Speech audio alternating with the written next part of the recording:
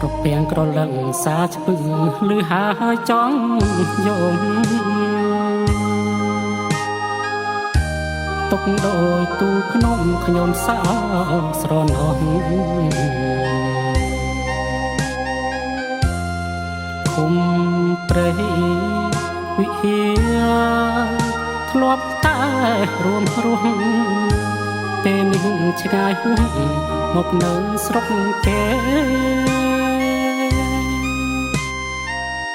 ភូមិចំកាដូងធ្លាប់រស់ជុំមិត្តពេលនេះឆ្ងាយពិតតែចិត្តណានៅចាំជីវិតកំព្រារស់នៅរងកម្មដួងចិត្តប្រែស្រាប់អំពូលខ្លោចផ្សា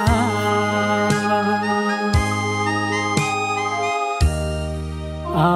ស្លាប់លែងបោះសាយចាស់ច្បាស់ដឹងរឿងខ្ញុំភ្នំតូចក្អាយទុំទំនប់ធំហើយវែងខ្ទមស្រែចាំស្រីអង្គុយអ្នកឯងចិនដែងចំបែងនឹករឿងអាដិនស្រណោភូមិព្រៃមនោចំណោរួងចិត្តខ្យល់បងរហឹករលឹកសងសារគុំផងព្រៃរំដួលមិនភ្លេចទេណា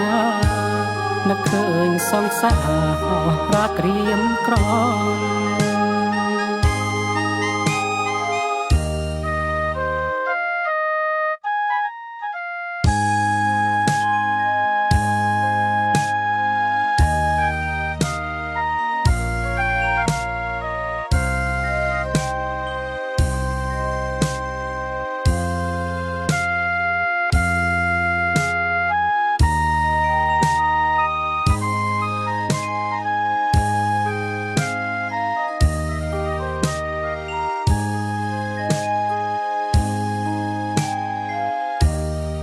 អោ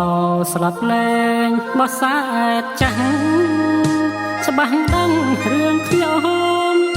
ភ្នំតូចក្អាយទុំទំនប់ធំហើយវែង